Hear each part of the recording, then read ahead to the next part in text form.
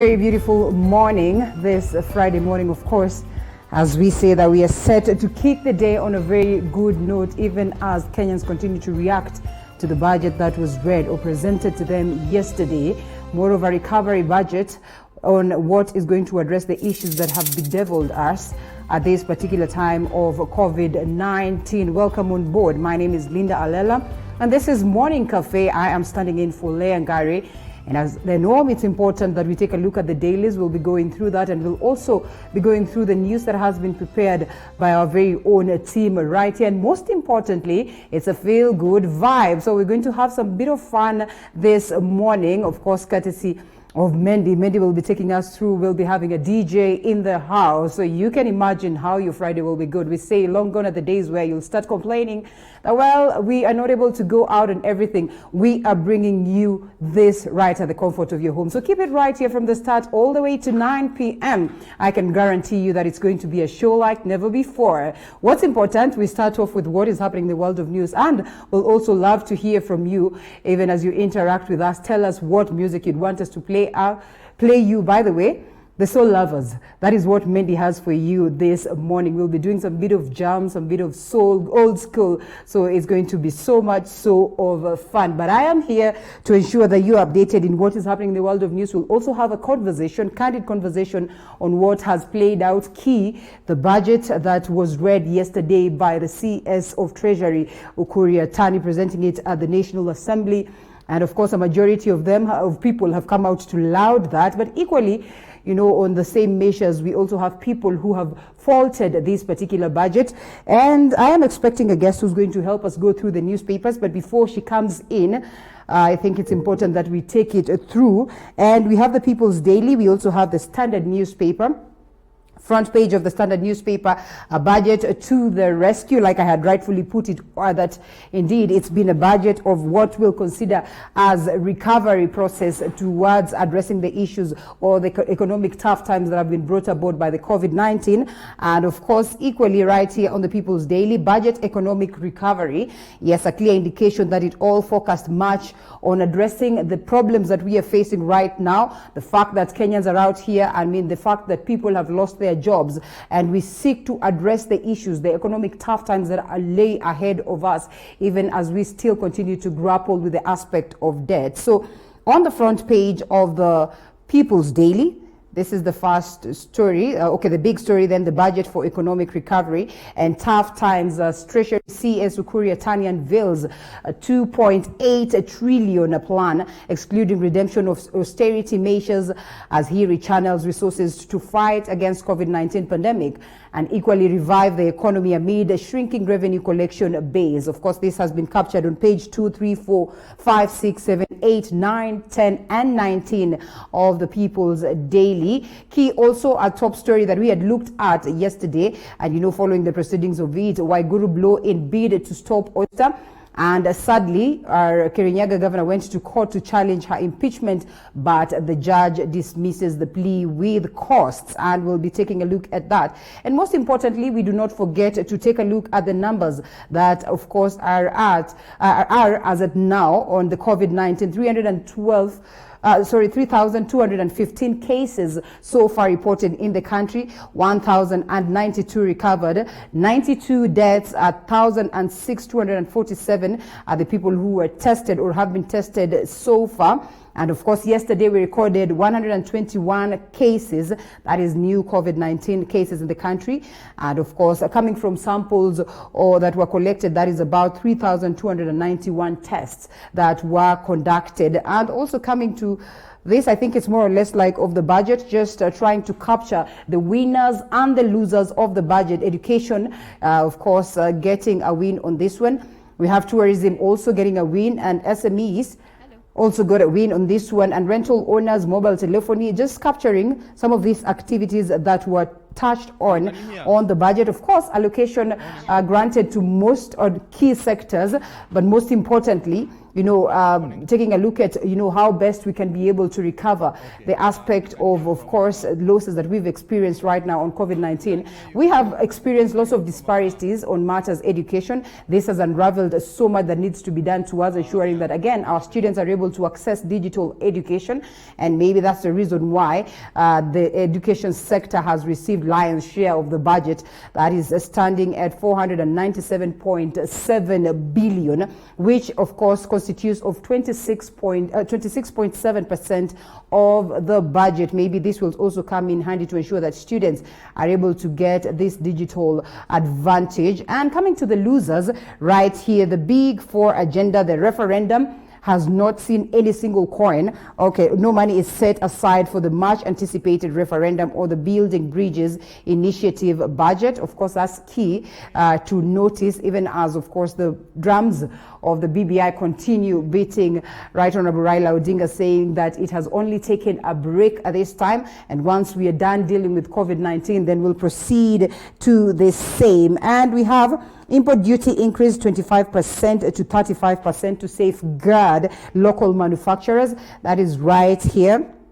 Well, lots of complaints also on the aspect of the digital business, where the digital business people argue that this is going to drain them hugely, as of course the services will attract a tax of 1.5% of the value of the transactions. And on import duty, retained at 35% for another year to protect local manufacturers. So key also, you need to note, is that this budget has captured much on how best we can have our very own local manufacturing, making the best of the economy. That is as we continue, or as we grapple towards ensuring that we deal with the aspect of COVID-19. This coming, of course, on page 2, pandemic wipes out vibe of annual budget rituals, and most of the leaders or members of parliament coming out to echo their sentiments or to say what they think about the presented budget. According to Moha, right here, Muhammad Ali says it is too early to celebrate the budget. Treasury must look for money to fund the programs, and taxation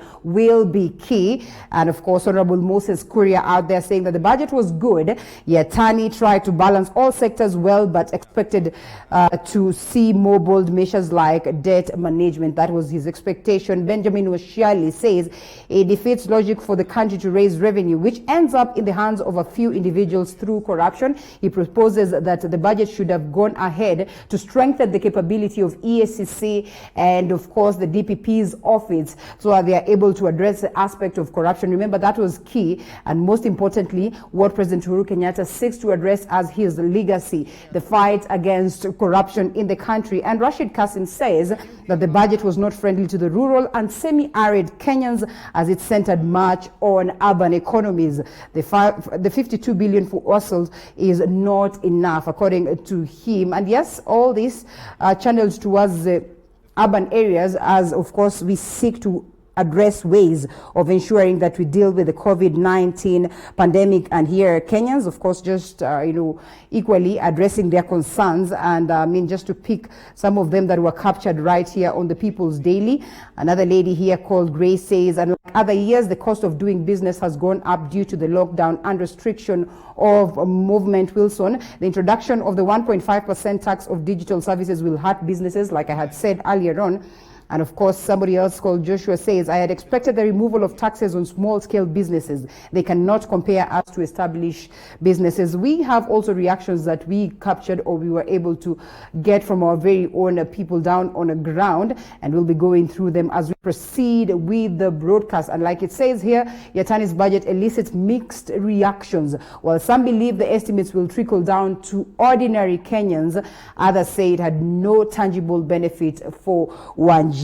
And whether indeed it had no tangible benefit for Wanjiku or not, I think key right now, like the CS Ukur Yatani maintains, is that we need to find our way back to stability amid the battles of COVID-19. Also, like you'd find that it has taken the fair share of the newspaper. Yatani unveils 2.8 trillion budget for economic recovery. Still, of course, a breakdown on what different sectors have been able to get. Spending plans for the 2020-21 year, that is 479 billion for education sector, 111.7 billion to go towards the health sector, and we have 5 billion for rehabilitation of roads, that is on the aspect of infrastructure, 3 billion for the tourism sector, which equally has faced a tight battle as we continue to battle with the aspect of COVID-19. 10 billion to go towards payment of outstanding bills,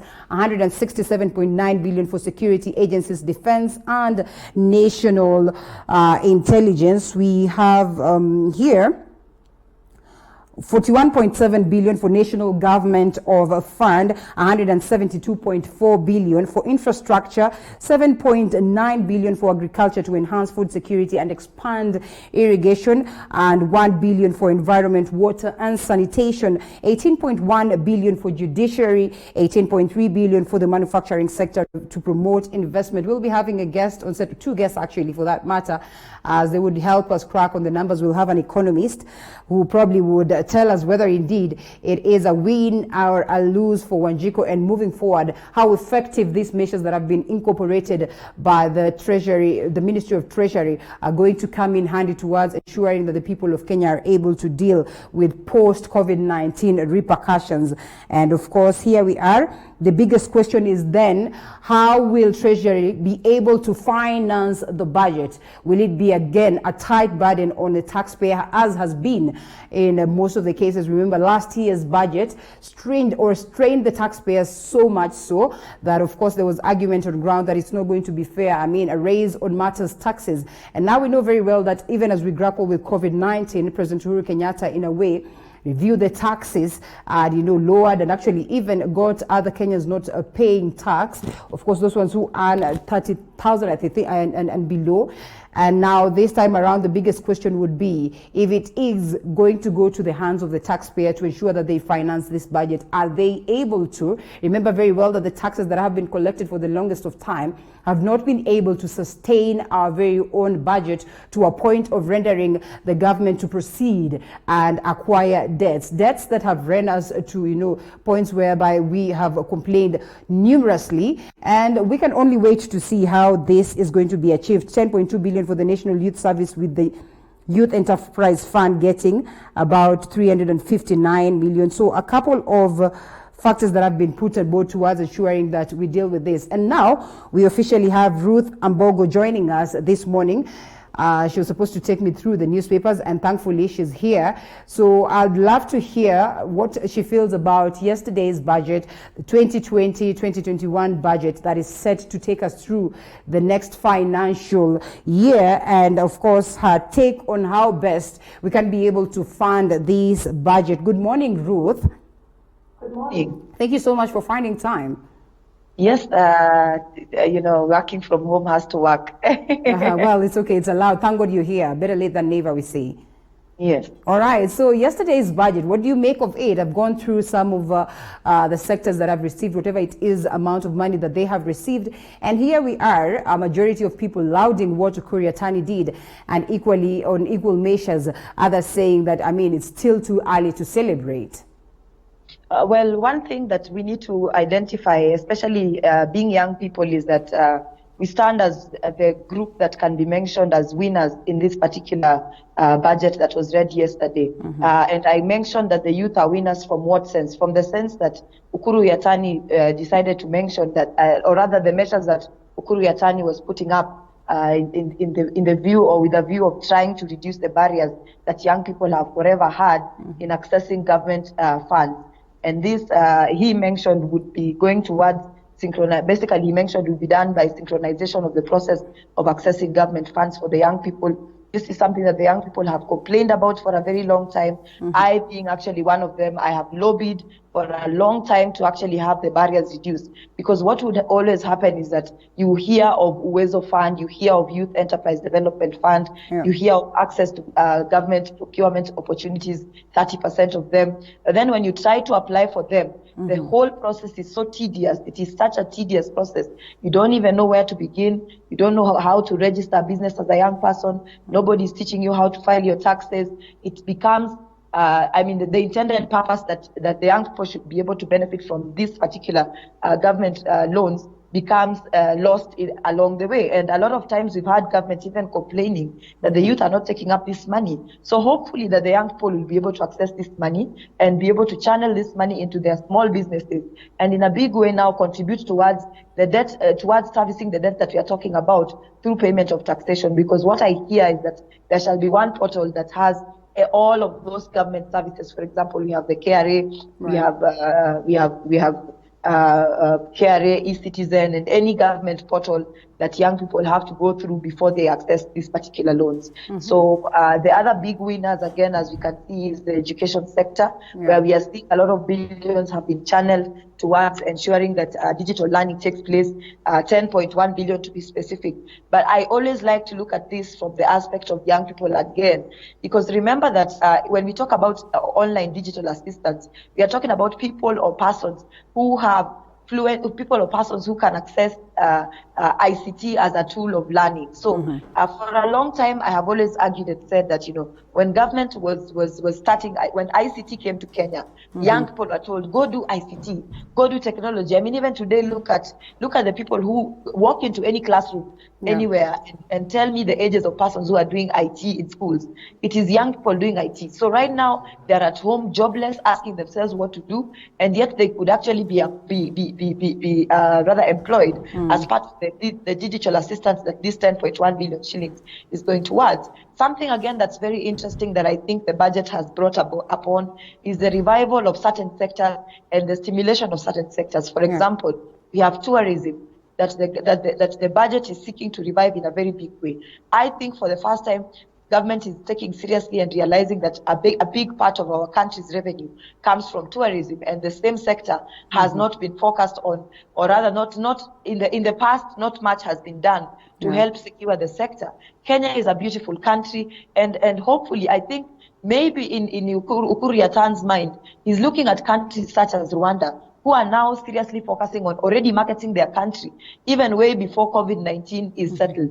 They're already thinking of how do we open our country. And you see, when you think about tourism, it is not just the tourism that people come to look at animals and have a good time in Mombasa and watch the beautiful scenery that is a country. But we are talking about tourism with an aim of ensuring that there is development in terms of investment. Tourism that, yes, you're coming to visit the country, but you're also thinking of how do I invest in this country. So when the country says that, we are going to refurbish hotels, when the country says that we are channeling huge sums of money into tourism to ensure that there is foreign investment in the country, I think that is a good move, because the first question you just asked me was, how do we really think that this is a budget that is going to be financed by Mwananchi?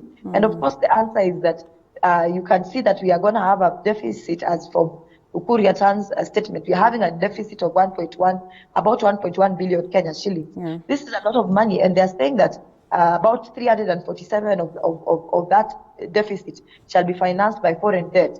And already in the current budget that you're talking about, we have allocated 900 billion shillings towards paying servicing debts that Kenya presently owes. For me, one of the things that ought to have happened is that, first and foremost, the country ought to have renegotiated its financial obligations or debts with other countries or entities, and actually just came to an agreement where they say, look, we are in COVID-19, we are all affected. Could you give us some time to either pay this debt later, so that money would have been reinvested in growing the nation, because now we stand at a situation where we have to service the debt locally.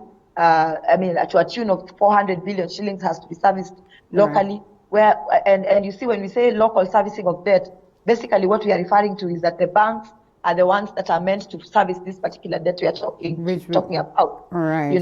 After servicing this debt, it means that I, as a local Mwananchi, if I walk into a bank and I'm looking for a credit facility, they will tell me, you're a high-risk SME. And, banks are already ranking small and medium businesses as high-risk entities. So they are already denying SMEs loans, or they're giving the SMEs very small loans. So imagine if government puts the burden of paying our debt on local banks. Where does that leave the common Mwananchi who wants to walk into Equity Bank, Family Bank, or any other bank whatsoever to look for a loan? They're told we don't have the money.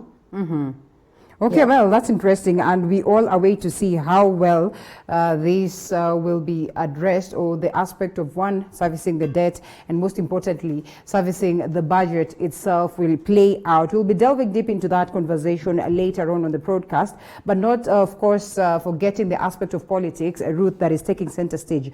You are an advocate, you are a woman, and you've witnessed the events that are playing out in Kirinyaga County. Of course, now the courts are proceeding to say that, they will not bar the MCAs to proceed with the impeachment process, saying that they did not violate any constitutional law. And Senate is set to decide on the fate of the ousted Waiguru's fate, Waiguru, next week. So what do you make of all this politics and shenanigans that are playing out in Kirinyaga County? And don't you think, or do you think, it was long overdue?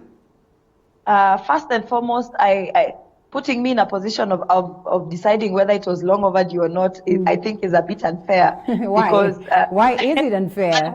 One thing for sure is that for a long time, Kirinyaga County has considered ousting Waiguru. Right. And the stand I take is that I'm not the type to say that, Waiguru ought not to have been removed from office because she's a woman. Mm-hmm. And in fact, the other day I was very much disappointed in the CS, in CS Margaret Kobia when she made a statement saying that, she regrets that Waiguru has been ousted. I think that was a very insensitive it was an unnecessary gender card that was being thrown around, because I have always been of the stand that if corruption, if the war against corruption, if the edge or the slasher that is fighting the war against corruption let it hit on all sides. Let it hit the men if it is hitting the men, and let it hit the women if the women are alleged or found to be violating, or rather are found to be perpetrating the very same injustice that is corruption. Mm-hmm. One thing that we need to realize as a nation is that corruption cripples us.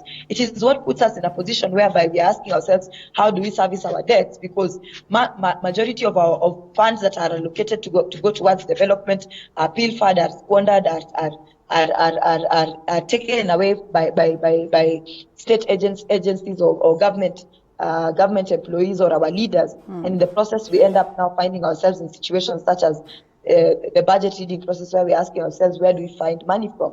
So if indeed, my position is that if indeed Waiguru is as guilty as the Kirinyaga County Assembly is putting it, then let her go through the process that everybody else has been going through. She is not exempt from the process. Mm-hmm. She is not exempt from procedure. But one thing also, the rule of law has to take place, in the sense that every single procedure needs to take place. Mm-hmm. The procedure at the County Assembly was procedural and anchored in law as it ought to have been. Now let us wait and see what the courts have to say in terms of let us see what the investigating authorities have to say and what the courts have to say, and then again also follow the proceedings at the Senate. But most definitely, if indeed Waiguru is corrupt, or as it is alleged, just like her counterpart Waititu, let her face the door, and let Kirinyaga County's leadership be taken over by somebody else who is better fit for that particular position. All right. Thank you so much, Ruth, on that. That was on page 19 of the Standard newspaper. Let's go back to the People's Daily and this key story that has been captured. Maraga Kihara standoff over new judges plead legal minds. We continue to witness the rebels that are in existence between the executive and the judiciary. What do you make of this moving forward, and where does it place us in terms of, ensuring that the rule of law is upheld, constitutionalism is upheld, and most importantly, there is justice for the people? Well, it is an unfortunate war that is costing Kenyans once again, because when the Constitution was enacted, one of the reasons why we had separation of powers as a doctrine was because we were trying to come from a history of arbitrary use of power, from a history where we had an executive that would breathe down on the judiciary, from a history where we had the president who had the ultimate power of say and power of deciding whether or not things would be done and whether or not the judiciary would work. We had a history where, and I'm talking about the pre-2010 constitution, where the president would decide that, today I'm firing the judiciary, rather I'm firing this number of judges, tomorrow I'm hiring this number of judges who will play to my agenda.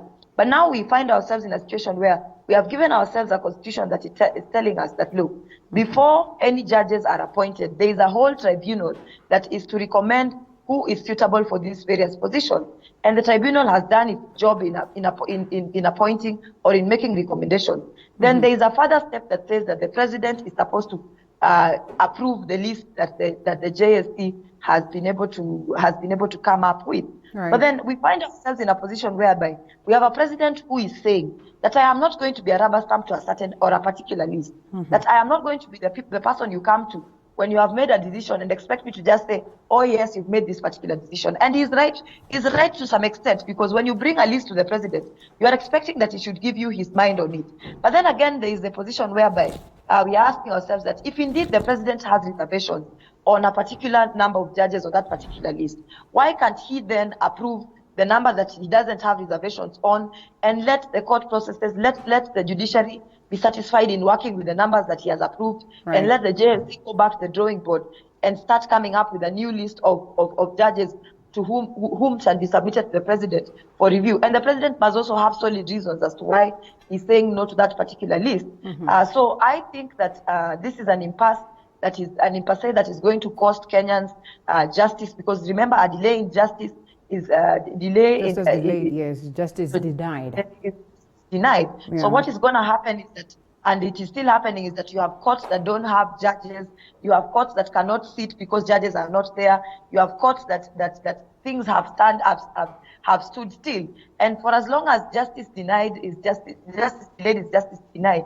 That is recipe for anarchy, just like the LSK president said, and just like the Chief Justice himself also said, that justice delayed is justice denied. But then again, let the judiciary understand that the president is not a rubber stamp, and he has a mind of his own, and if he has reservations, they are not just coming from a place of sitting down and saying, oh, I don't like this judge, and so I think he should go. But they are coming from a point of having thought about the list critically and having come to the point and even having investigated some of those people. But then again, the president needs to also come to an understanding and say, I have approved this, the following people, can they go back to continue? Can they go back to start their work as the JSC returns back to work, to get another list that then shall be approved by the president. All right, now coming to page 15 of the People's Daily again. Crisis testing kits run out, backlog of samples pile up, and of course the Kenya Medical Research Institute has over 10,000 samples collected, awaiting assessment and final release. Everything that we're talking right now, Ruth, is pegged on ensuring that we are able to deal with the COVID-19 pandemic pretty much well as a country, as you have seen also on the budget, proceeding to ensure that at least we are able to stand afloat even post-COVID-19. Others claiming that yes, COVID-19 is here to stay. When you look at these cases and the crisis that we witness today, what does it speak, one, about our health sector, and most importantly, the way forward as we plan? One, it speaks of a health sector that is not a health sector that has not been taken very seriously. Yesterday, during the budget reading process, I think, first of all, before I even go to the budget reading process, I want to refer to a situation where, remember, when COVID-19 started, where we were celebrating a win that KEMRI had started making our own locally produced test kits, and we celebrated that move. And, I thought and I assumed that since KEMRI was on its way to producing locally made test kits, and we have already been given the scenario that this COVID-19 will be here to stay with us for probably very many years to come, but we just have to learn how to manage it as a country. I assumed that the country would then go forward and say that, okay, fine, since COVID-19 is here to stay, why don't we properly fund KEMRI? And I was disappointed to see that only, I think, some 2 or so billion shillings or 1-point-something billion shillings was allocated to KEMRI. So the situation we find ourselves in, where the test kits have run out, is a situation that is created by ourselves. Do not forget that the Ministry of Health for a long time has been laden with scandals and scandals of corruption. We are seeing a new CS. We are hoping that the new CS will be able to do things differently. But then again, Kenyans are hoping that we move from the situation where we are just receiving updates, but we are actually seeing actual work being done in trying to get test kits available. Because imagine a situation whereby the test kits have completely run out, we are not doing any tests anymore, and yet the virus is spreading and we are unable to even detect that the virus is spreading. And before we know it, as a country, We are in a situation whereby we are in a full-blown state where people are infected, just like Italy, people are infected with the virus, and we have absolutely no way to go. So my suggestion for the Ministry of Health is that can Ministry of Health release the funds to make it available, to make it possible for KEMRI to produce more test kits, and even not just KEMRI, but even more entities that can be able to produce test kits to join in assisting in producing test kits, so that we have a good number of test kits available, so that we can contain this virus. I am afraid that we'll get into a situation whereby we are not testing, the virus is spreading, we cannot contain it, and we are at a full-blown state of emergency that is perpetrated by a lack of planning, a lack of leadership, and a lack of just foresight and insight. All right, thank you so much, Advocate. And of course, Advocate Ruth Ambogo will be joining us later as we crunch more on the stories that are making headlines, and most importantly, the key issues and how best we can have a comprehensive look at them in about 30 minutes. And of course, we'll be taking you through what is happening and what has been compiled right here by my very own team after this short breather. So don't you go anywhere. Morning Cafe, we'll be right back.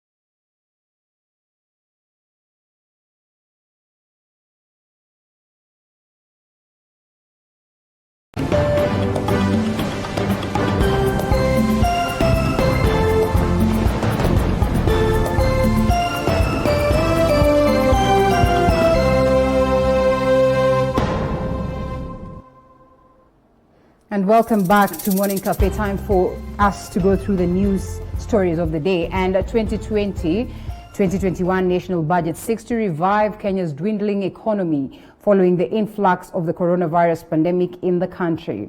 While presenting the budget statement at Parliament Thursday afternoon, National Treasury Cabinet Secretary Ukur Yatani said that the new budget will be a stimulus to cushion livelihoods and businesses worst hit by the novel coronavirus. David Mudhoka reports. Measured pomp and color amid prevailing social distancing rules marked Finance CS Ambassador Ukur Yatani's descension on the steps of Treasury House Wednesday afternoon. With a briefcase in tow, the CS was prepared to present his first budget statement as Finance CS. And as he stood at the August House to deliver the 2020-2021 budget statement, he had a message of hope to the nation. Singing a slightly different tune compared to his predecessors, Yatani said that the new budget was partly dedicated at addressing the harsh effects that the coronavirus pandemic has had on livelihoods and businesses in the country. This is further expected to create and protect jobs, stimulate industrial growth, and ultimately steer economic recovery. The stimulus prioritizes 7 sectors, among them infrastructure, health, tourism and hospitality, environment, manufacturing, education and agriculture. Under tourism, Yatani has vowed for an aggressive post-COVID tourism marketing, with soft loans now available to hotels through the Tourism Finance Corporation. 3 billion shillings have also been set aside for renovation of facilities and the restructure of business operations. Up to 160 community conservancies are eligible for grants, with the government also pledging to inject 2 billion shillings that will go to the Kenya Wildlife Service. Matters Health, the Finance Ministry has budgeted 1.2 billion shillings to recruit a cohort of 5,000 healthcare workers for 1 year. $500 million shillings are set to facilitate the supply of 20,000 beds to public hospitals, with a further 25 million shillings set to purchase 50 modern walk-through sanitizers at border points and public hospitals. Yatani saying the ministry is hell-bent on embracing the Buy Kenya, Build Kenya mantra, as he announced that the local car assembler sector was set to benefit from a 600 million shillings kitty. With the rate of unemployment on a steep rise in the country, 10 billion shillings have been put aside to cater the Kazi Mtaani initiative that seeks to employ up to 200,000 youth in urban settlements. Under the Kazi Mtaani initiative, the youth will be responsible for fumigation, drainage, rehabilitating and maintaining access roads in the country. David Mudhoka, TV47. Thanks, Mudhoka. Now, the tourism sector in the country is one of the biggest gainers in the year's national budget, having been allocated 3 billion Kenyan shillings. The government has further rolled out a food-sustaining strategy meant to develop a roadmap to the post-COVID-19 phase. And as Joash Onsari now reports, the recently established Nairobi Metropolitan Services has been allocated 26.4 billion shillings. The Nairobi Metropolitan Services NMS has been allocated 26.4 billion shillings. This aimed at helping Mohamed Badi-led team to implement key functions transferred to the national government by Nairobi Governor Mike Sonko. Treasury CS Ukur Yatani, however, says 15.9 billion of the NMS budget will be drawn from Nairobi County's equitable share. The funding also includes 1.5 billion Kenya shillings from national government's equitable share and 600 million conditional grants. Nairobi Metropolitan Services has been allocated Kenya shilling 26.4 billion in the financial 2020-21, which includes Kenya shilling 15.95 billion from the Nairobi County's equitable revenue share for the financial 2020-21. The hospitality sector is also among the biggest gainers of the 2020-2021 budget. 3 billion has been proposed to help in restructuring of the tourism sector. The government has initiated a number of urgent measures, including a temporary lifting of the ban to hold meetings in private hotels by government agencies. The previous budget for the State Department for Infrastructure was 193.8 billion, which has now been increased to 237.9 billion in this year's budget. They have set aside Kenya shilling 128.3 billion for the Big Four agenda drivers and enablers. Further, CS Yatani announced that the government will increase allocation to the security to ensure security is achieved to attract foreign investors. I'll be proposing allocation of funds to strengthen our security and investigative agencies. This is because a secure and conducive business environment will attract foreign direct investment that is necessary for economic recovery. Other sectors that have received a boost include the State Department for Crop Development, which got an additional of 12.7 billion on its previous budget. The State Department of Correctional Services got an extra of 6 billion, while the State Department for University Education got an additional of 5.4 billion Kenya shillings. The CES has also proposed an amount of 13.1 billion Kenya shillings for pending bills meant for contractors, suppliers and manufacturers. Joash Onsare, TV47, Nairobi. And on the very same note, the Ministry of Health and that of Water and Sanitization have had their budgetary allocations slashed even as the country battles with COVID-19 and effects of floods. However, the Ministry of Health is well catered for in the economic stimulus package promised by President Uhuru Kenyatta. Our reporter Mwangi Maina focuses on losers in the 2020-21 budget and, of course, the allocations at large. In the much-awaited 2020-2021 budget, whose focus is on economic stimulus in the wake of COVID-19 pandemic, the Ministries of Health, Water and Sanitation are among the biggest losers. Other ministries who have had their budgetary allocations slashed include the Ministry of Energy, Interior and Coordination of National Government, State Department for Housing and Urban Development, and Transport Department. As the country faces a life and death battle against coronavirus, budgetary adjustments did not favor the Ministry of Health that is carrying the burden of the virus. The ministry had its budget slashed with 12.2 billion shillings, with the Water Ministry losing 7.8 billion shillings. The Energy Ministry has had its budget reduced by 21.5 billion shillings and that of ICT losing 7.8 billion Kenya shillings. The budget of Ministry of Interior and Coordination of the National Government was slashed by 6.9 billion shillings and the State Department for Housing and Urban Development is 5.5 billion shillings less, with the Transport Department having its allocation cut by 21 billion shillings. This financial year budget is anchored on coronavirus-related expenditure, provisions to mitigate the effects of floods, pending bills and job evaluations. The Judiciary and National Assembly have got their allocations slashed too. The budget has reduced by 74.3 billion shillings from 2.7 trillion shillings to 1.39 trillion shillings. Mwangi Maina, TV47, Nairobi. And National Treasury CS Ukur Yatani yesterday struggled to maintain the budget reading rituals, including the traditional photos. But as he did so, the budget rituals fell short of the COVID-19 containment restrictions.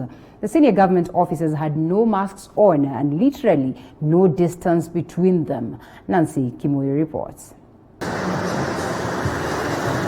A few minutes past 2 o'clock, the Cabinet Secretary for the National Treasury and Planning, Ukur Yatani, comes out of the revolving doors at the Treasury building.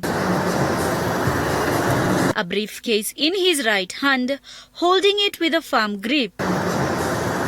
It is the symbol National Budget briefcase, and it comes with its own rituals, performed at the entrance of the Treasury building before the CS heads to the National Assembly to present the budget statement. And like many finance ministers before him, Ukur Yatani displayed the briefcase to the waiting journalists and few members of the public. A photo op with other senior Treasury officials and stakeholders in the budget-making process followed. All this time, CS Yatani dons a bold smile. Probably it's a resolution to look at the brighter side of a budget-reading environment riddled by numerous COVID-19 odds and narrowed tax streams. Talk of COVID-19 and here, caution seemed to have been forgotten, maybe for a moment. During the photo op, all the senior government officials removed their masks. they hardly maintained distance in keeping with COVID-19 containment restrictions. Ukuru Yatani kept the Volkswagen Passat tradition to travel the short distance between his office and Parliament. At Parliament buildings, only a few members of the press were allowed to get in. And here, Yatani and his team had another photo op. Photos and more photos. But alas, the chairperson of the Budget and Appropriation Committee, Kimani Ichung'wah, was late to the party. Ichung'wah hurriedly made his way to Parliament a few minutes after Yatani and his team had arrived. Inside the chambers, only a few members of Parliament were allowed in, contrary to other times when all members of both the Senate and the National Assembly would follow the proceedings firsthand in the plenary. Indeed, Ukuru Yatani's first budget reading occasion will go down in history as a unique one. Honorable members and fellow Kenyans, it's a great honor to present to this August House and to the country the highlights of the budget for the financial year 2020-21. Nancy Kimuyu for TV47. Unique indeed. Thank you so much, Nancy, for that. Now, High Court Judge Weldon Korir has declined to overturn the impeachment of Kirinyaga Governor Anne Waiguru, ruling that MCAs did not violate any court order. This happened as a section of Kirinyaga residents held peaceful protest demanding a complete ouster of Waiguru by the Senate. Eli Lugova with the details. Dismissing the petition filed by Kirinyaga Governor Anne Waiguru, High Court Judge Weldon Korir stated that the members of Kirinyaga County Assembly did not violate any court order. Governor Anne Waiguru had filed a petition seeking court injunction to bar the members of County Assembly from discussing her impeachment motion. Waiguru will now incur the cost of the case. Dismissal of Governor Waiguru's case come as protests erupted in Kutus town, calling on the Senate to validate the ouster of the governor. Mambo ambayo imetoka Kirinyaga County Assembly ilingane na ile ya Senate. Kwa hivyo Senate ndio tunangoja ituokoe. Na hatudhani kuna senator moja atasimama kumtetea Waiguru kwa yale maneno ambayo yote tumepata. The County Assembly of Kirinyaga has already submitted to the Senate copies of proceedings detailing the allegations leveled against the governor. Waiguru's fate now lies with the Senate. Tunataka gavana aende akapumzike, tumechoka na yeye. Kila wakati tunaambia tutatufanyia hivi, hakuna kitu anatufanyia. Tukifanya kazi sisi na youth, pesa zinakuwa za wazee. Sasa tunasema acha gavana yetu aende akapumzike. Acha aende tu akapumzike. Ethics and Anti-Corruption Commission has already started a probe into allegations of corruption leveled against the Kirinyaga governor.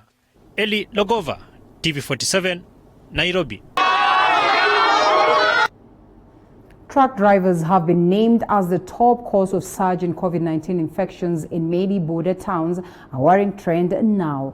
Border towns, leaders from border areas, truck owners and truck drivers have resorted to an unending blame game on the poor state of affairs at the borders. The government today set aside 25 million shillings in the 2020-2021 national budget for the erection of modern walk-through sanitizer booths at border points to curb the spread of coronavirus. Zainab Mohammed with the details. The government has constantly blamed truck drivers for failing to follow COVID-19 containment measures, leading to high congestion of trucks at border points, the number one cause of surge in coronavirus infections across border towns. The problem we are experiencing at the Malaba-Busia border is largely a making of the truck drivers and the truck owners. Because our protocols state clearly that you need to have your test taken 48 hours before travel, and you are issued with an attestation of testing. On the other hand, truck drivers are blaming rogue police officers for creating chaos at border points. The drivers claim some police officers are vandalizing their trucks whilst asking for bribes in exchange for entry in and out of the country. Siku ikifika, mtu ukiwa na 1,000 unapatiana askari. Hiyo gari unapewa escort, unaenda hadi kwa mizani ukapime. Wale walinda usalama badala kuja tusaidia na ulinzi, wanang'oa namba pale tunaenda. Hawaulizi shida zetu ziko wapi. Hao wamekuja, hii corona hii imefungua njia yao kukula, wanakula zaidi sasa. Leaders from border points have also expressed their concern over the worrying trend at border points and are now calling upon the government to take immediate action in order to reduce the rising number of infections in their counties. Busia County recorded 37 new COVID-19 cases on Thursday, most of whom are truck drivers. The testing to be really done from Mombasa, where these trucks are coming from, and only those that have the negative certificate should be allowed to enter into our county. And this one now, we have reached a point where we are not going to be so much diplomatic, because we addressed it last week. We even met the IG of police, and all indications were that this was to be implemented. So far it hasn't. We want also the sanitization of the trucks. All those trucks should be sanitized before they are allowed into the county. We members of parliament from Busia are really concerned that the truck driver issue has gone beyond. Busia now is ranking number 3 with over 200 now positive COVID-19 people, and most of them are truck drivers. Our concern is that these drivers are supposed to be tested from the point of exit, and another concern is that when they come here and they are not tested, they go across to Uganda, they are tested and brought back to Kenya. When they are brought back to Kenya, they intermingle with the people. However, the government is working on a long-term solution to this problem. In the 2020-2021 budget, the government set aside 25 million shillings for establishing modern walk-through sanitizers booth at border points. This is as the total number of COVID-19 cases in the country rose to 3,291 after 121 more people were tested positive in the last 24 hours. Nairobi County had the highest number of the new cases with 49 cases, Busia 37, Mombasa 20, Kajiado 5 and Migori 4. 44 people have also recovered from the virus as 3 others succumbed to the virus. For TV47, I'm Zainab Mohammed. Now, 5 people, among them 3 police officers, are being held for allegedly tying a woman with a rope and then dragging her using a motorcycle in Nakuru over robbery claims. Olenguruoni Deputy OCS was caught on camera assaulting 21-year-old Mercy Cherono as she pleaded to be pardoned. He is among those arrested as the DCI launches investigations into the matter. 3 police officers and 2 civilians were arrested on Thursday. Among the officers arrested is Olenguruoni Station Deputy OCS David Kiprotich after a video of them dragging and whipping Mercy Cherono emerged on Wednesday. The Directorate of Criminal Investigation is probing the 3 officers from Olenguruoni Police Station over the incident. The lady was left nursing serious injuries and was transferred to Nakuru Level 5 Teaching and Referral Hospital for further treatment. The victim is said to have suffered soft tissue injuries on her right hand and a broken leg. They have come to see a client whom we are treating here, referred from Olenguruoni, arrived this morning. She's being prepared to theatre so that we can put external fixators to a fracture she has on her lower leg. Rift Valley Regional Commissioner Jordan Natembeya visited Cherono and has condemned the incident which sparked nationwide outrage. Mr. Natembeya says the corps, who include a senior police officer, have recorded statements with DCI detectives, and those found culpable will be arraigned in court to face charges of assault. All the officers who participated in this, including the one who rescued, as we speak now, they're being interrogated. They are with the CID and they're also recording their statements. If they're found culpable, they're going to be taken to court. Yeah. Actually, she participated in that robbery on the 6th. Yeah, she was mentioned by others, and she mentioned others have already appeared in court. She has not gone to court because of obvious reasons. But once she gets well, she's going to face justice, and those who assaulted her will equally face justice. He said 4 other suspects were in custody in connection with the attack, and police had intensified search for the motorcycle that was used in the incident. Natembeya said a police officer had claimed that Ms. Cherono, together with 2 other accomplices, broke into his house on June 6th and stole items, among them police uniforms. He said 3 suspects who fled with some of the items from the officers' quarters had already been arrested and charged. Already, the Independent Policing Oversight Authority, IPOA, has revealed that it has launched investigation into the incident. IPOA chairperson Anne Makori said investigation into the incident had been launched with a view to having rogue police officers who may have been involved in the attack punished. Mr. Rono had been suspected of stealing a gas cylinder, a television set, a laptop, and clothes from police quarters at Amazon Estate in Ulinguroni. Lexi Kimani, TV47. And that story by Lexi looks us the bulletin as at now, and we cross over after this short break as to regarding matters to do with current affairs. We have a candid discussion and comprehensive look at the key points that we'll have picked. We'll have, of course, Advocate Ruth Ambogo joining us, and we also have Meshach Odede, who's our political analyst, and Fred Asira as we crack on that. So don't you go anywhere. We'll be right back with more.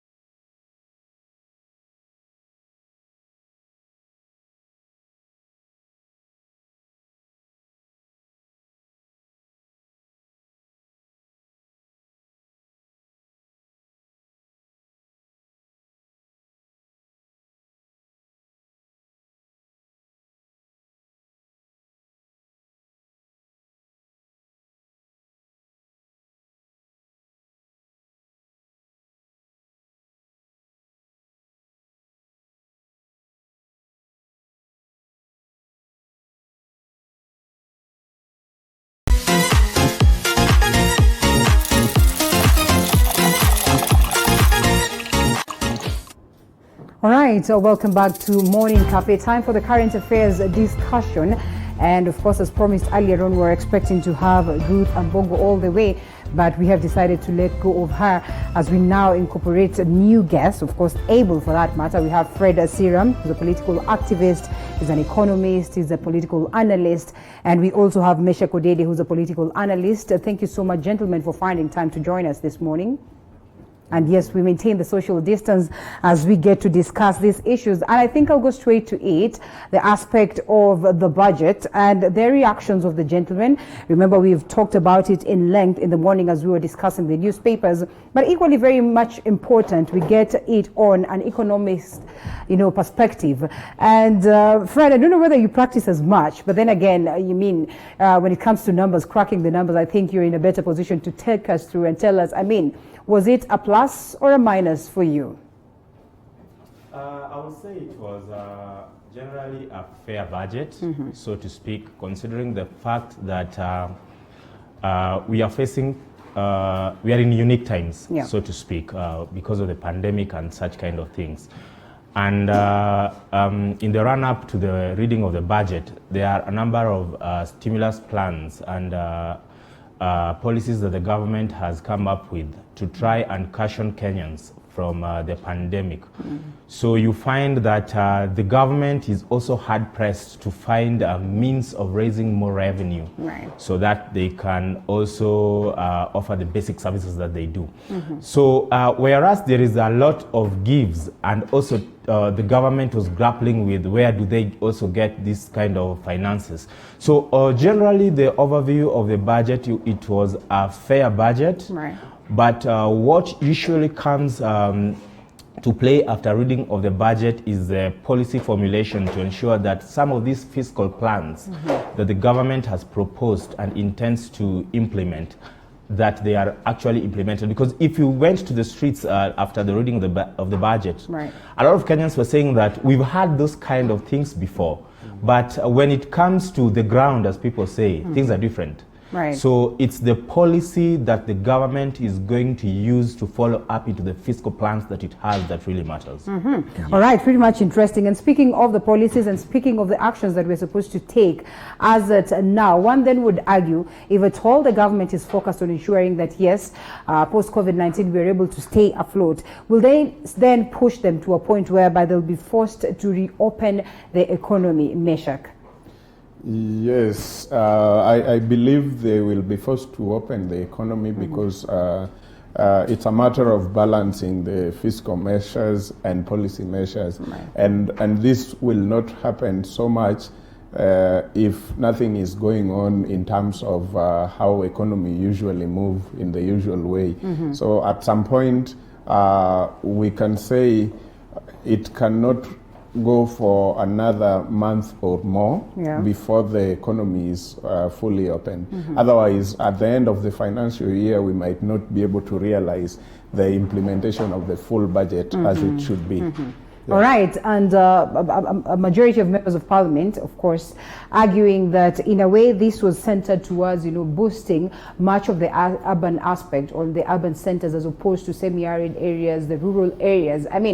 When we talk about this economically, Fred, what would it speak towards ensuring that, one, we revive the economy of the entire country, two, we're looking at the aspect of devolution, which is key. How best then again, if this is centered on the urban areas, how best or where does it place the aspect of devolution, counties making the best of reviving the economy?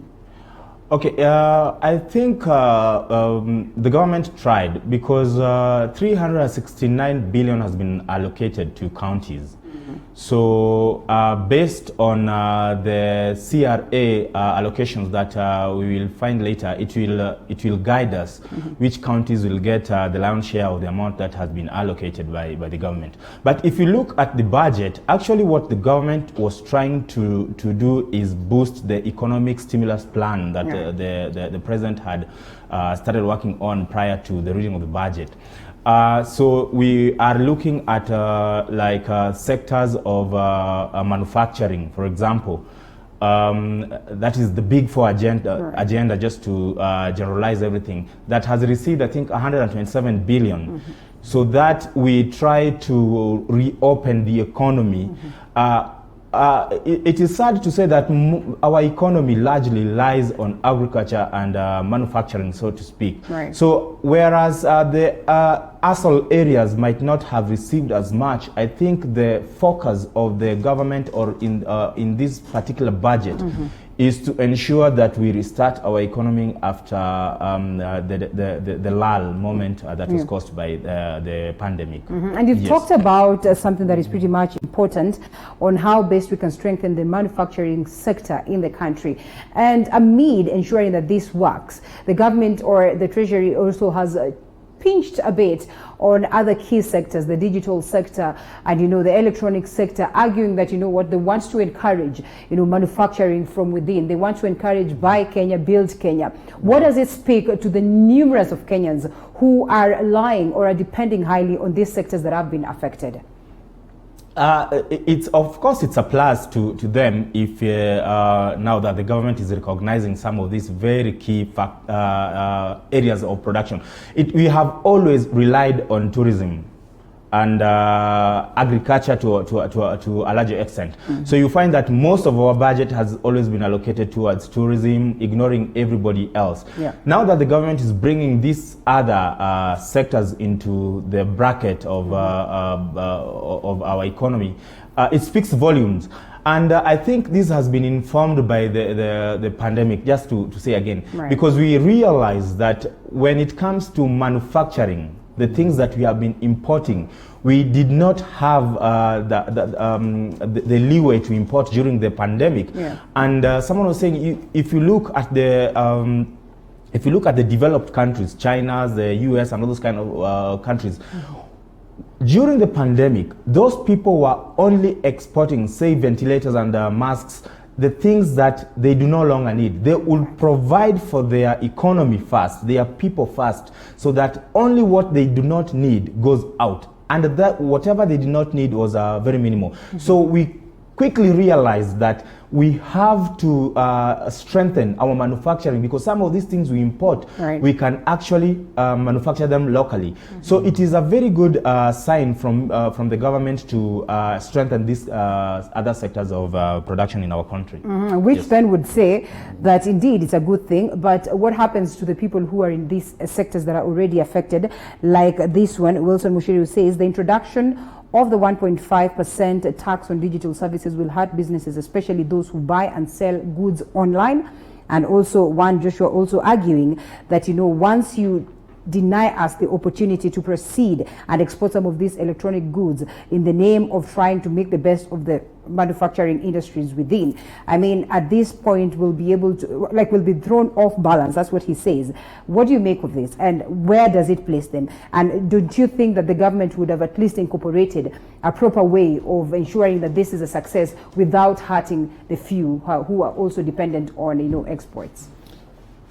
Imports, I think this one, the government had to look at the balance and see, because in one way or the other, one person or two are going to get hurt, whichever way.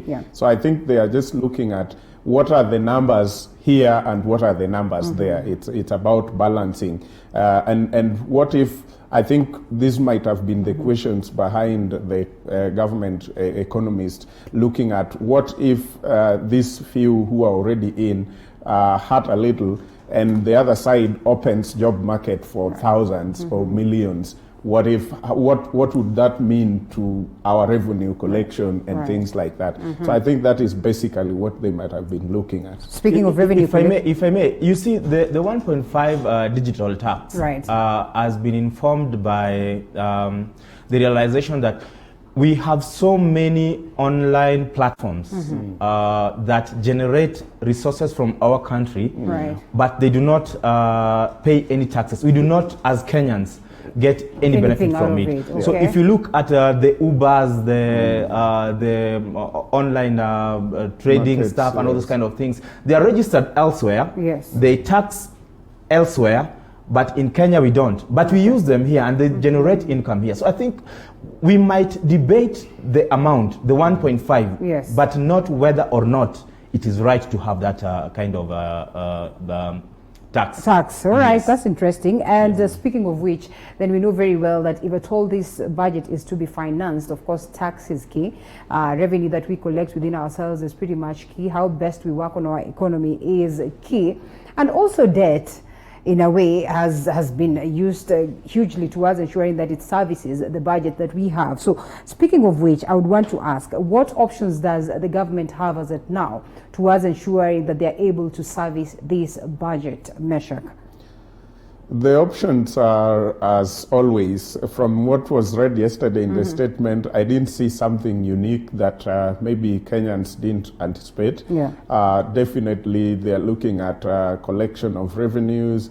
They are looking at borrowing further, as we also pay on this other end. So we are in a situation where we borrow to pay, or sometimes pay to borrow again. Those are the situations that are there. And again, I think they are banking more on this stimulus package so that the economy can come back to a level where the small and medium SMEs could also be able to pay their tax as well, because most of the time you realize in our budgets for the past 3 or 4 years, we have been very ambitious, which is good, but most of the time we have not met the target of our revenue collection. So I had Honorable Kuri Atani talking about measures that are being put in place together with the KRA so that the tax base could be expanded to make us realize the target for revenue collection. Okay, on surface value, Fred, as we look out on this particular issue of the budget, do you suppose then that the taxes that we'll collect, the taxes that have been proposed as at now, will come in handy towards ensuring that at least we are able to finance our very own budget? And worst of all, where does it place us in paying the debts that we have incurred, and also that aspect of us, having extra appetite for more debt? I do not think we have the capacity to 100% finance the budget as it stands. First of all, our debt as a nation stands at a little bit above 5.5 trillion currently. Now, we owe our debtors in excess of $1 trillion as we speak. So, of the budget that has been read, we need to set aside $1 trillion to repay our debt. If you look at our recurrent expenditure itself, it currently stands at, I think, 1.3 trillion. So we already have a shortfall. The government is projecting that KRA should at least raise 1.6, which has always been a tall order. Last year, I think we raised about 1.4, close to 5. So if you look at the circumstances that we are living in currently, raising 1.6 is a very tall order. So that generally means that for us to finance this budget, we are going to borrow largely. Where from? Is a big challenge, because domestically we cannot generate much. Kenyans are overtaxed. There's no any other tax that you can bring or introduce that is going to give you substantial amount. So I think we are in a catch-22 situation where we, like my friend says, we don't know whether we should pay to borrow to pay, or those kind of nitty-gritties. But largely the budget will have to rely on borrowing. All right. Well, sad note. And of course, education winning big. Will this come in to address the disparities that we've witnessed, especially during this time of COVID-19, where we realize that, yes, indeed, our students, are worlds apart, and there's no way we can attain that equal and balance on matters education. Meshach, as we wind up on this. I realized that it was a very good proposal in the budget, especially on the stimulus package, where the Ministry of Education is going to hire more teachers. I think they said for a year or so. But my personal perspective would have been because we've lost so much in education, especially the public schools, given the fact that international schools are going on and some private schools are actually on, the classes are happening digitally on Zoom and all the rest. There is a big disadvantage for children who are coming from homes where Zoom cannot happen or internet. At least I would want to say that was really very bad because the president promised children the internet balloons. I don't know where you come from, the balloons were available or the internet was available. And it actually took us back politically to the beginning of Jubilee when we were promised laptops again. So children will actually have issues with Uhuru, president, promising them things that don't come. But my point is, I think they should have put double of what they have proposed in the stimulus package for education, because it is actually targeting a bigger population which is in the public schools than private.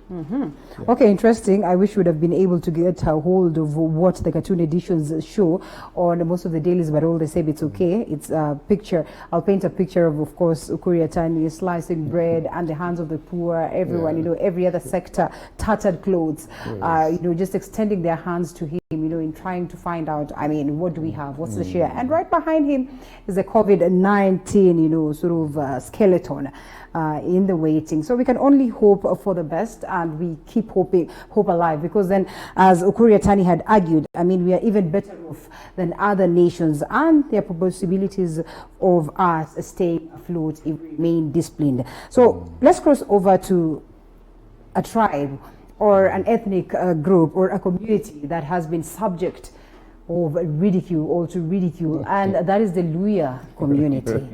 And actually someone here says, think twice before you start laughing at those tribal jokes. Well, while they might be interesting to laugh at, indeed, it's not a good ground in the Luhya community or the Mulembe nation. Fred. The Luhya nation has been ridiculed. Unfortunately, the biggest culprits are Luhyas themselves. I was looking at one Boni Khalwale referring to other Luhyas as watchmen and chefs when he made a very disparaging tweet about 2 or so days ago.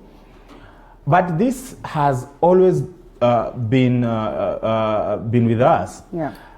I don't know the reason why it has been perceived that Luhyas are lesser Kenyans, so to speak. All right. But I think if you look at the Mulembe nation as a nation itself, it's a nation that requires a person who can bring the Luhyaness back the way one Kijana Wamalwa had brought the Luhyaness. Was it really there? Was it really felt? Or maybe it's just a comparison where we're saying that it was on a fair ground? It was there because I think Kijana Wamalwa was one person whom Kenyans would listen to. The Musinde Muliros of yesteryears were people who commanded some voice. Now, you find that Luhyas of today have allowed comedians and persons who lack charisma and intellect to be their spokespeople. People who have self-interest showing all over to be the people who are leading the Mulembe nation, thus leaving the Mulembe nation to be a populace that is ridiculed by everyone because they do not make firm decisions that can help their community. And I think that should change going forth. All right, Meshach Odede, what do you make of this, especially when Fred says that at least we had the, I mean, one person who was able to bring that Luhya unity, you know, and Kijana Wamalwa is this person that he refers to. But the best the Luhya community could acquire or could take as of now was only the VP position. And even as we're debating on this, I mean, the clear picture here is the aspect of politics. Let's not run away from that. I mean, at what point will they be able to come together and front their own candidate to the top position of the country? If you ask me, there are two things that I've come to realize with Luyas who we call mashemeji from our end. From your end, yeah, right? They are always mashemeji. Yeah. But two things are very clear. The leaders of Luya Nation of today are quite very different from the leaders of Luya Nation in the years that we were very young or before we were born. All right. The Masinde Muliros coming all the way to the time of Kijana Wamalwa had a vision which I could say is very different from the vision that the Luya Nation have today. And one thing is happening in politics around Africa or Kenya specifically. Politics is still based on interest, and if you go further, it is on numbers. You win on numbers. So the narrative that came in the few years that we have seen behind us was a very false narrative that Luya Nation is very democratic, and so anybody is voted from anywhere, anyhow, and that makes them, but that has worked against them now. Right. Because when you go to the national table, you put your numbers on the table. And that is what has worked against people like Honorable Wetangula, Musalia, and a few others who are currently seen as Luya leaders. Yeah. Because Musalia will put a small number on the table, Wetangula puts a small number on the table, Eugene puts a small number on the table. My friend Boni is also running with a certain number towards another end. Baba is also in Luya land. He calls himself a Luya. And we say bare knuckles this time around. The Luya said that they are going to say no to Baba. I mean, will it cost him? But Baba has always been one of them. Right. more Luya than and everything. So you say, Fred, that this cannot happen? So this has not worked for them. Okay. I think one thing has come out. No Luya leader living in today current politics allows themselves to be led. Right. I think it is high time some of them say, I agree, I accept to be led. Right. Not because of what happens in other tribes, but because we want something good for us together. So maybe if it is Eugene, Honorable Eugene, lead us today. If it is Musalia, lead us today, we accept. But other leaders will not accept. All right. Are the numerous sub-tribes what is key towards, one, of course, ensuring that Luyas are not in the best of state in terms of unity? Or is it the key thing that is actually bedeviling them, Fred? I think it's the numerous sub-tribes. And like my friend has said, you see, first of all, I will say this, that our politics, national as we may want to term it, is highly ethnic. Yeah. It's basically ethnic. So you have, as a leader, to rally your ethnic tribe behind you, so that you have the push to go forward to claim national leadership. If your foot soldiers behind do not support you or give you the numbers, then you do not have the bargaining power. Right. Now, fast forward to Luyas.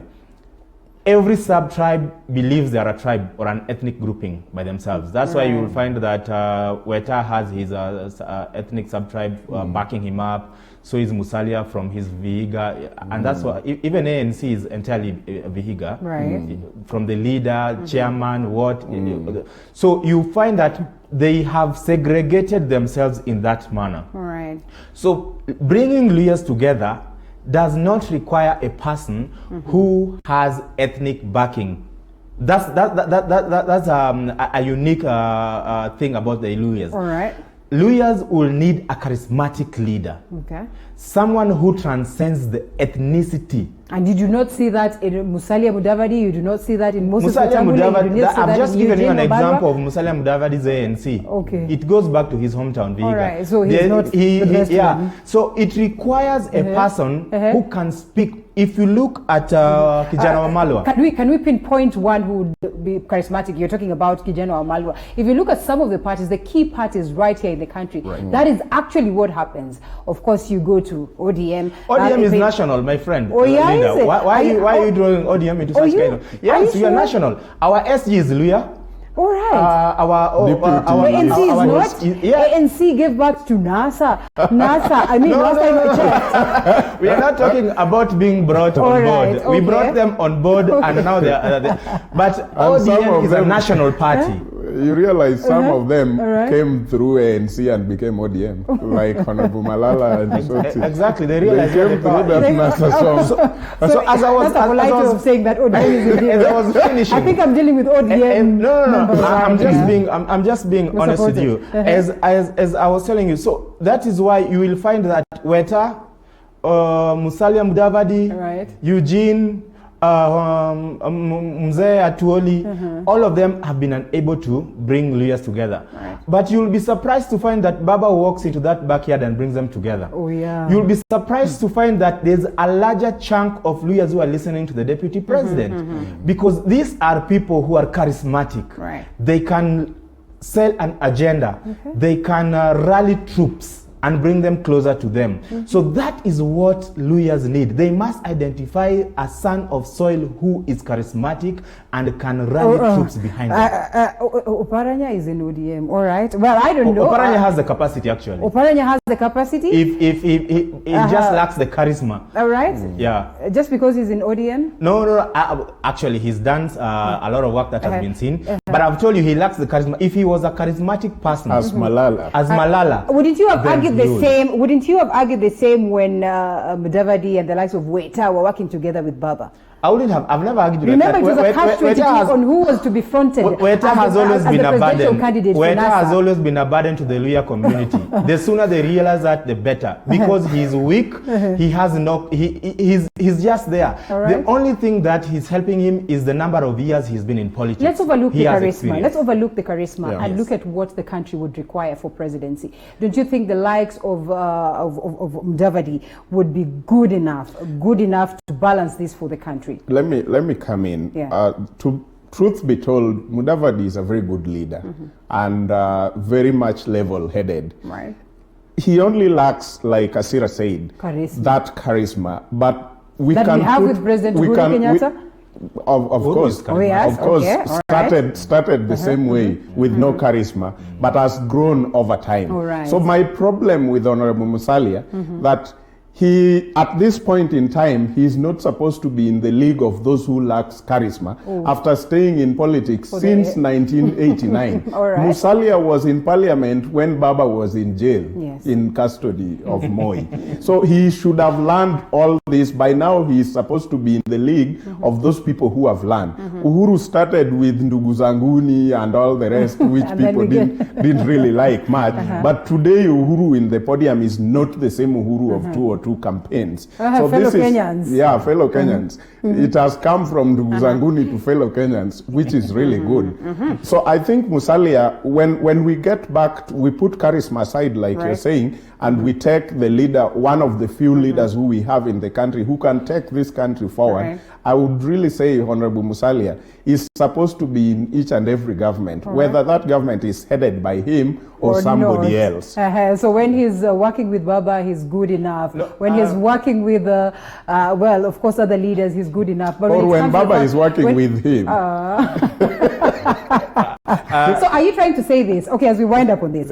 Mudavadi, Wetangula hang by thread, as a coup rock their parties, or the coups rock their parties. So are you trying to say that the fate that they're suffering today is justified? Fred? I wanted to say that Musalia, as people may want to sell him, he's boneless. He's flaccid.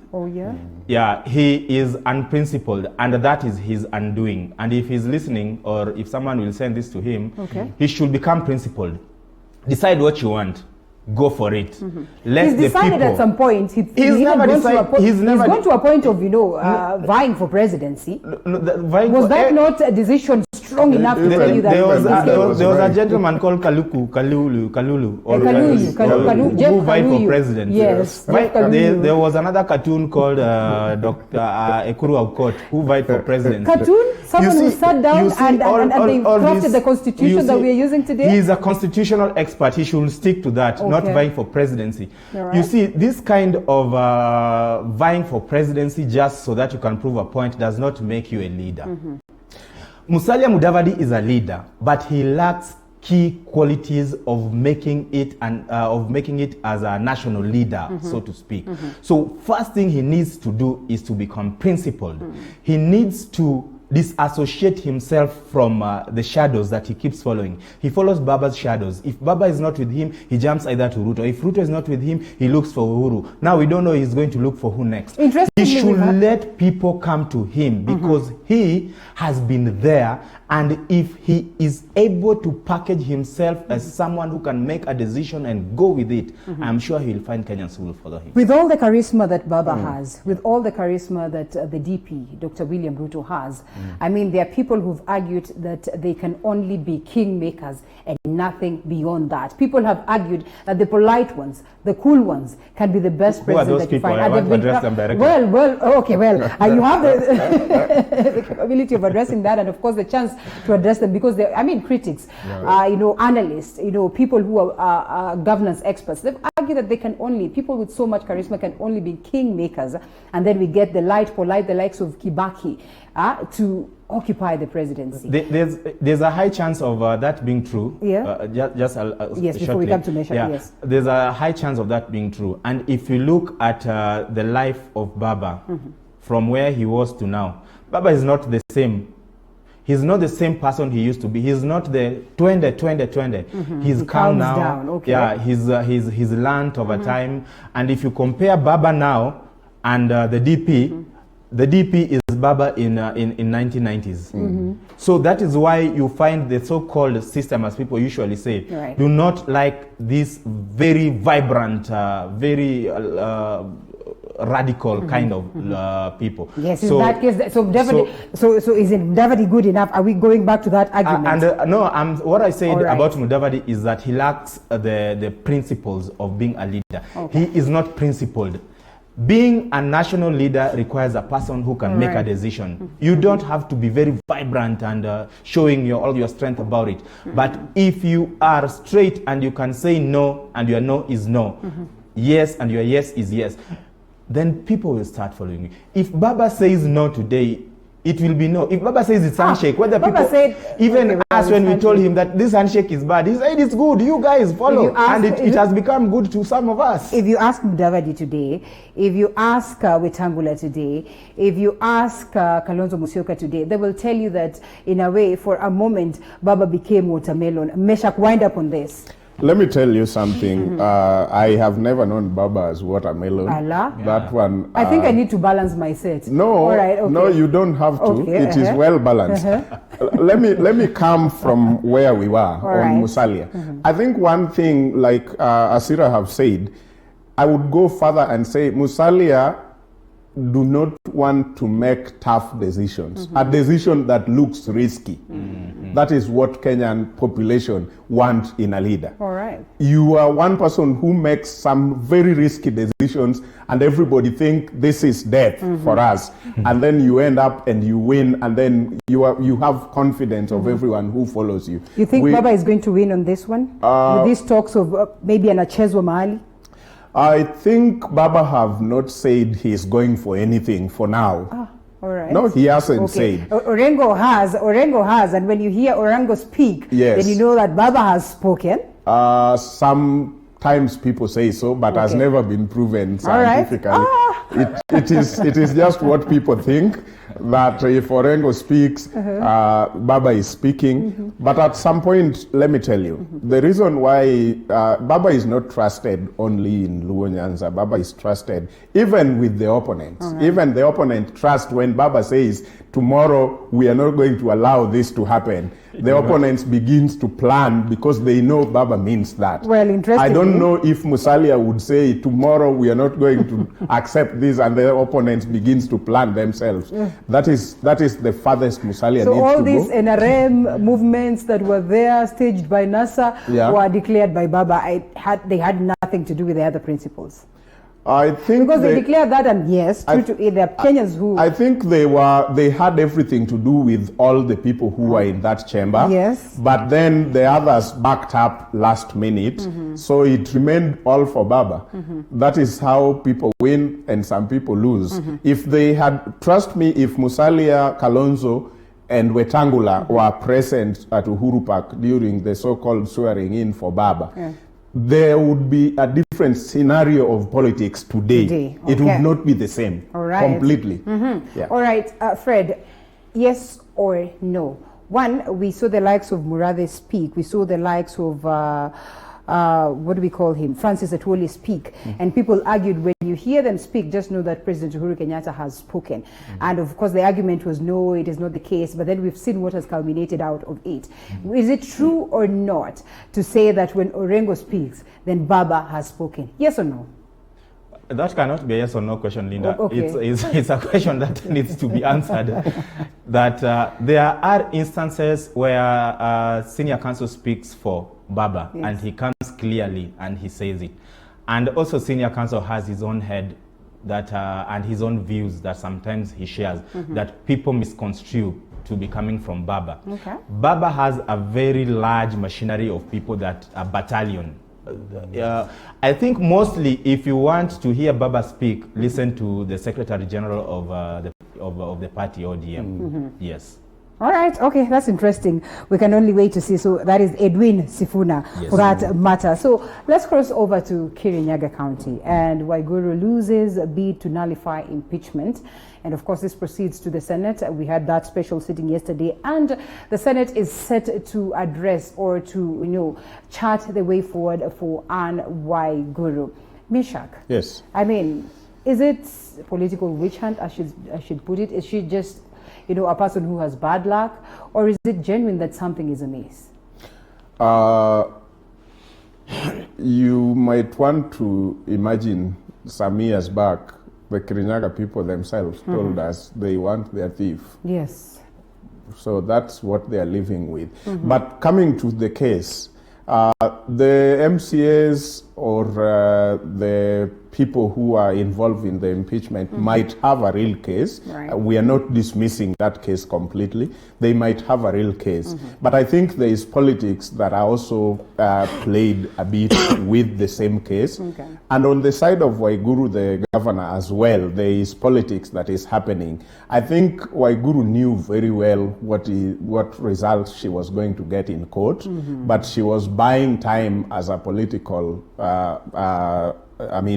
a strategy to give Senate time wajipange, especially Senate, which is also viewed largely as Kieleweke versus Tangatanga. Right. So it was so fast, and it was happening in the middle of other things. So Waiguru could have been going to court simply to get some more time for Senate to plan themselves, because at the end of the day, she knew this thing is coming to the Senate.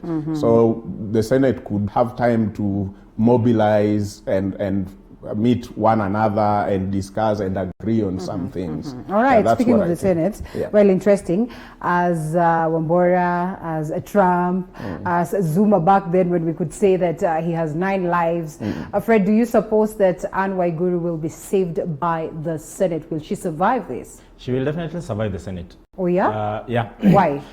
Because the Senate is not going to view the charges that have been leveled against her. It's politics, as Meshach says. And it boils down to Kieleweke and Tangatanga. It's all about the battle of numbers. So if Waiguru goes, then the Tangatanga faction of Jubilee will claim victory, and their brothers in Kieleweke and brothers and sisters understand that. So they will not allow them, whether Waiguru murdered someone or not. It's not about what Waiguru. It's political powers gameplay. Now, back to the impeachment. I think people of Kirinyaga should save us the trouble and the drama. They do not deserve our pity. They do not deserve our time. They should live with Waiguru until she ends her term. Because they elected her. Yes, when we told them that Waiguru had been adversely mentioned in NYS 1, they actually said they wanted their thief, and they were comfortable with that. So unless they're impeaching her based on the issues of NYS 1 now, any other thing is a fallacy and a waste of time. Yes. Wouldn't it be unfair for the likes of Waititu, who again face the same and of course are out as it stands right now? My dear Linda, let's just be honest. There is no war against graft. It's political realignment. All right. So Waititu suffered the fate of aligning himself with Tanga Tanga. Yeah. He should have known better. Waiguru will highly be saved by the Senate because she's aligned herself with the handshake and the BBI. Not the handshake and BBI, because she is in Kieleweke, which has the numbers currently, and or has the machinery to bulldoze the numbers. Yes. Is it, the fact that she's aligned with the handshake and the BBI, Meshach, according to you, or it's true what, Linda, let me tell you this. The case of Waititu might be different. The reason why I'm saying the case of Waititu might be different is because I followed it closely and knew at personal level those who are conducting most of these things. It actually largely originated from the people themselves. And so the people approached the house, the parliament for Kiambu, and the MCAs picked it, and they worked with the people. I know at personal level, young people who went around Kiambu collecting signatures on the issues they have noted down. But we've also witnessed demonstrations in Kirinyaga as of yesterday. Demonstrations and they are calling are they? Let me come to that. Yes, okay. Yeah, let me just come to that. So these people had their issues they were tabling, and I have video clips of these young people making presentation in the Kiambu County Assembly. That is very different from when politicians have decided to impeach you and then masses are coming to demonstrate around that issue. It is different when we are sitting in the parliament and the people out comes with issues and present before us. That is one. The presentation of the people of Kiambu to the house, the assembly of Kiambu, was based on the incompetence of Waititu. This one, we are not talking about the incompetence of Waiguru, we are talking about graft. And you know how the graft things usually end in Kenya. So that's where I see the balance and the difference. Waititu was about incompetency, and so incompetency is very difficult to defend. Unless you go extraordinary. But graft is very easy to defend. Graft is very easy to defend. The systems that we have. Very easy. Sadly. From whichever angle. Of course, Benjamin Washiali equally saying that so much money should be channeled to, EACC, that is, of course, Ethics and Anti-Corruption Commission, and also DCI and DPP towards ensuring that they're able to deal with graft. I can imagine how much has been channeled there already. And Fred, you talk about Team Kieleweke, the factions of Tanga Tanga. They trickle down all the way to the county level. If you go to Kirinyaga, then you realize that a majority of the MCAs are probably Team Kieleweke. Then why? Team Tanga Tanga? Yes. Oh yeah, so do you suppose that could have informed this talk that is on ground right now? Yes, if you look, there were pictorials of MCAs that were doing rounds, how they were marooned in only two actually were in support of. Yeah, they were marooned in some area so that they could not be influenced to impeach Waiguru. They could not be influenced not to impeach Waiguru. So it actually informs what Meshach is saying, that this might have been a political sponsorship of someone, because it's the politicians who sat somewhere and decided that we think Waiguru has this is corrupt or something, or so to speak.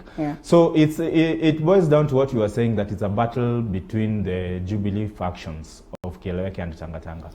But there is that aspect of Honorable Kibicho as well. They have had issues with Waiguru, and politically, Honorable Kibicho is not a man to fight right now.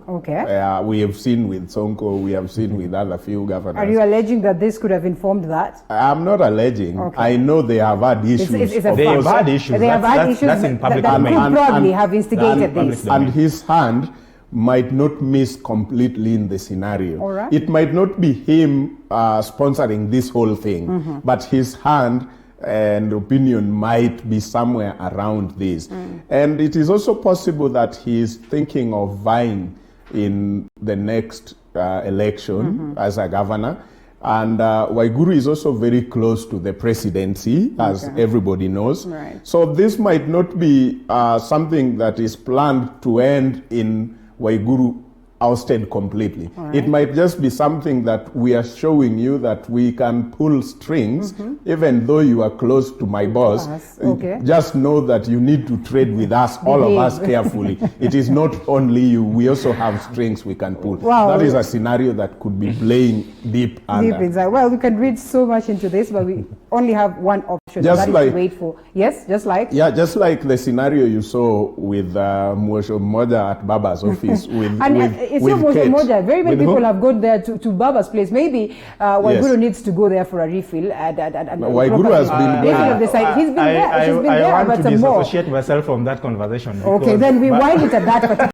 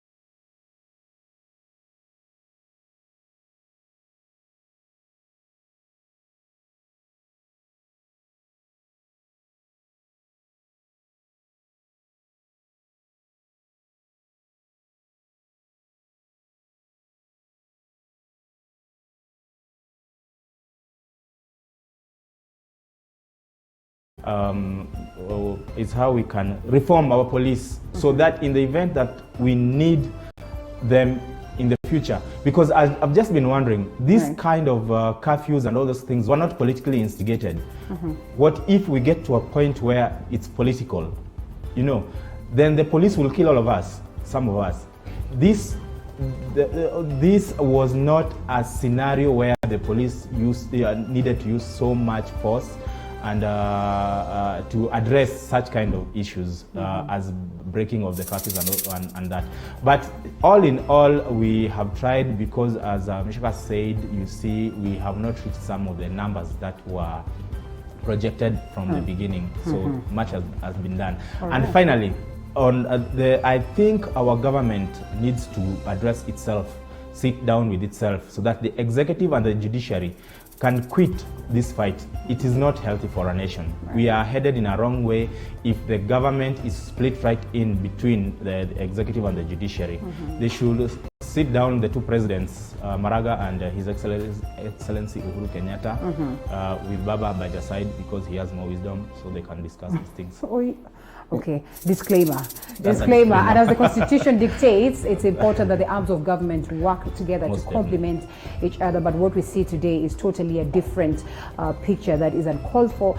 And like, of course, my panelists would argue, it is important that we have a truce addressed or a truce reached as soon as possible. Otherwise, Kenyans will be denied of justice, which is key. Thank you so much, gentlemen. Meshach Odede and Fred Asira, both political analysts, you know, also doing lots of activities on matters, economy and all that. And also Baba diehard, so to speak. And thank you so much for your time. It was great having this conversation. And DJ JD254 on standby to entertain you. It's a Friday after all. So why don't we cross over to that side and have some enjoyment right there.